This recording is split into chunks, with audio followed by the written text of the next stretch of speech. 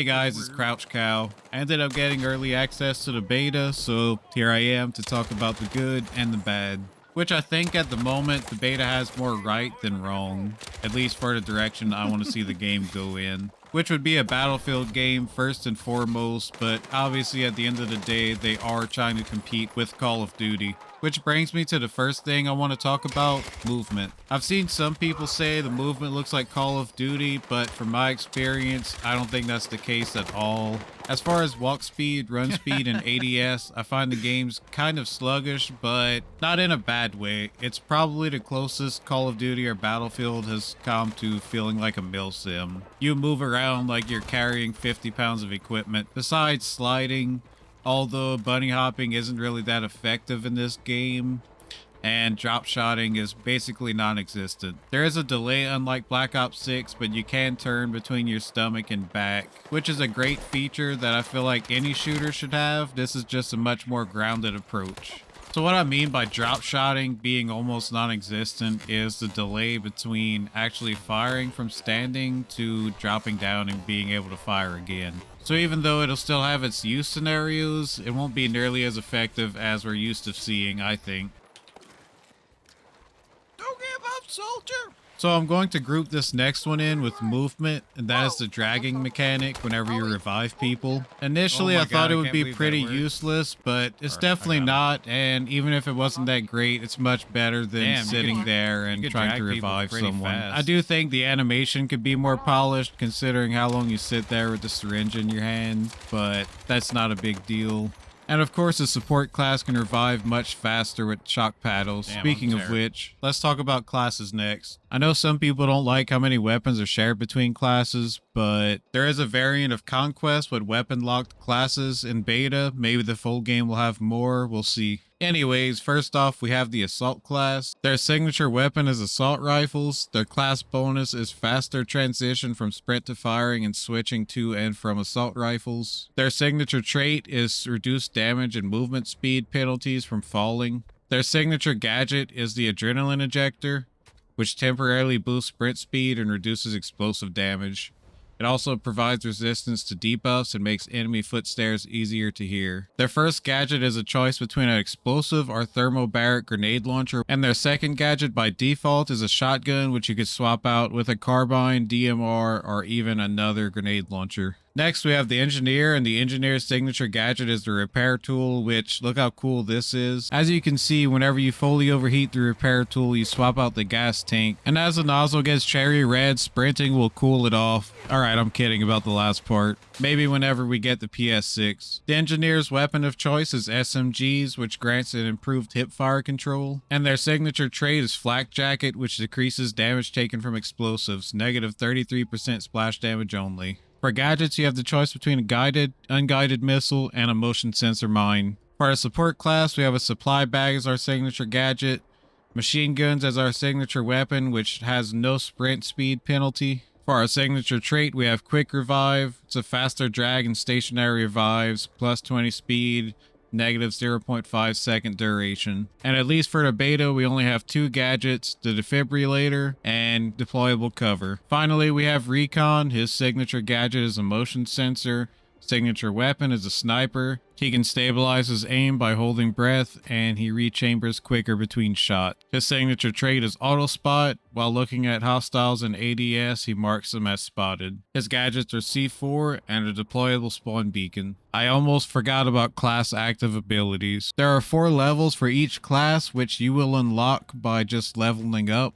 The final level is an ability that you can activate after gaining it in-game. For Assault, level 0 is ADS mobility. It negates movement speed penalty when aiming down sights and moving. Level 1 is extra adrenaline, where you will gain an extra charge to Adrenaline Injector. Level 2 is quick recovery, which improves passive health regeneration stats by 50% rate and negative 50% delay. The class ability is Combat Stimulant, which highlights enemy sounds and reveals nearby enemies, which you can extend with kills. For Engineer, level 0 is you get 2 extra rockets. Level 1 is improved reload times for launchers by 15%. For level 2, damaging enemy vehicles reduces their repair effectiveness by negative 50% for 10 seconds. For our class ability, enabled a repair tool to fix with enhanced efficiency, which is plus 50% for 10 seconds. For the support class, level 0, you distribute health packs to teammates when they directly interact with you. Level 1, reviving down teammates begins your health regeneration. Level 2, improves stats for all defensive gadgets. And your class ability is to act as a mobile supply bag for 10 seconds, revive teammates in 2.5 seconds. For the Recon class, level 0 is improved auto spotting, plus 50% speed, plus 33% range, plus 10% angle, plus 3 seconds. For level 1, sniper rifle shots to the torso reveals enemies and slows healing by negative 50%. For level 2, headshots from sniper rifles are unrevivable. You can see how And for your class ability, you get a UAV, which is self-explanatory. Lastly, for classes, I'd like to mention what I would call the gunsmith, because it's just like the gunsmith from Modern Warfare 3.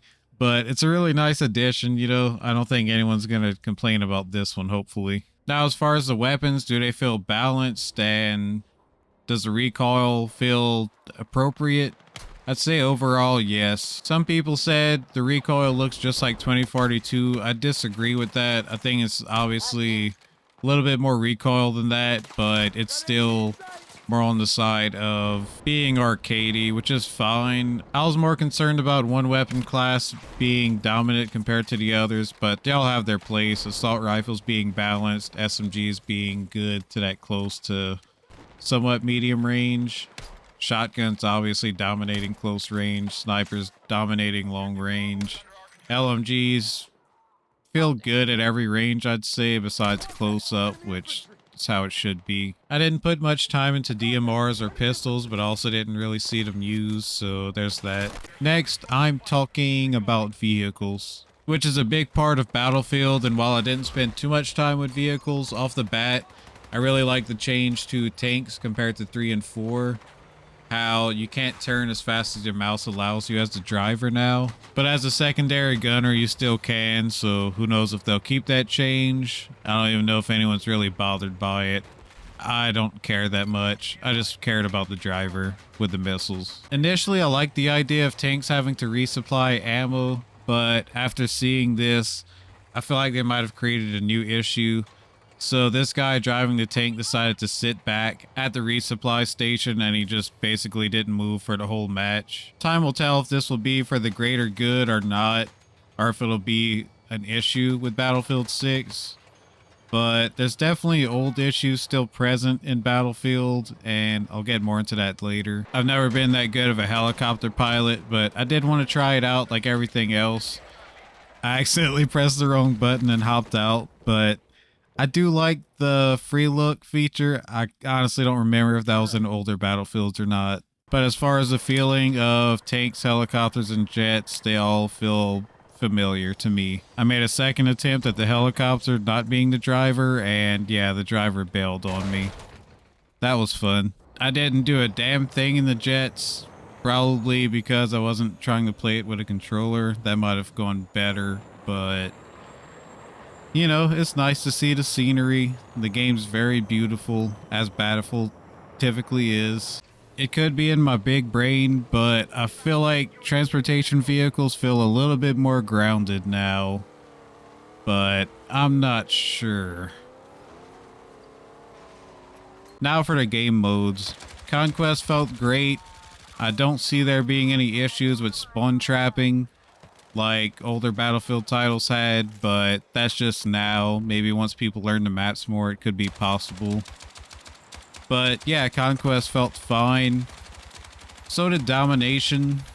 I feel like it could be a strong contender to Call of Duty.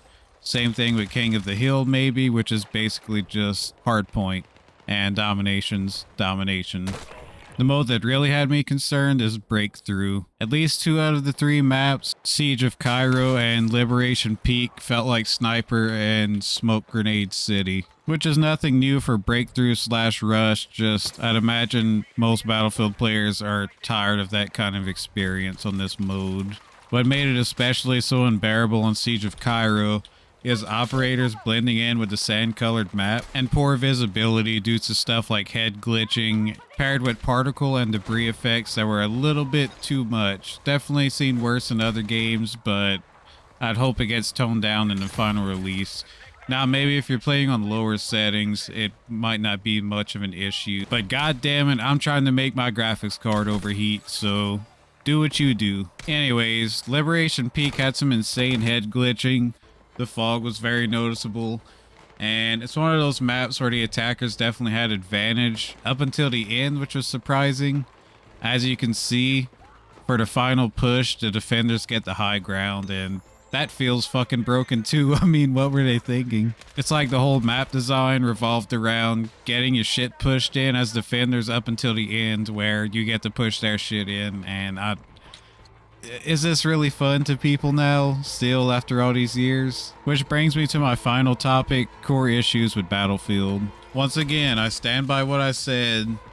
They definitely got a lot more right than they got wrong. But outside of modes like Domination and King of the Hill, meaning stuff like Conquest and Breakthrough, if you don't play like a team, if you don't have a competent team, you're probably gonna have a bad time, okay? No, Battlefield's not the only game to suffer from this issue, but it's a large offender. I mean, you're thinking of teams of 32 people, there's a lot that could go wrong, right? In some games, you lose and you can still have fun. In Battlefield, like I said, once again, Conquest and Breakthrough, stuff like that, when you lose, you feel it. You don't even have to look at the scoreboard to see that you're losing. You feel it. It's like if a politician's trying to tell you the economy is good, but you go to the store and you see that you can't really afford things.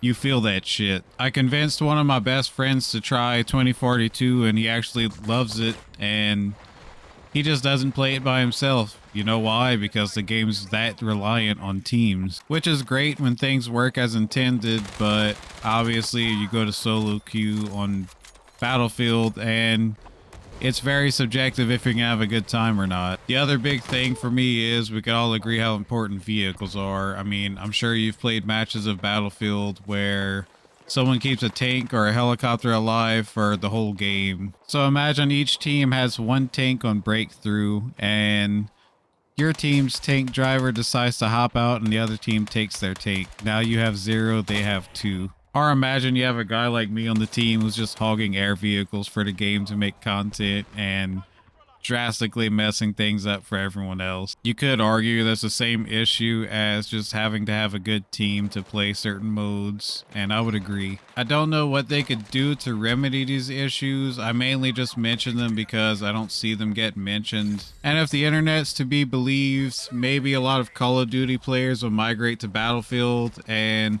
my only stake in this would be I wouldn't want them to become Battlefield haters off the bat just because nobody told them how it might be. Your mileage may vary.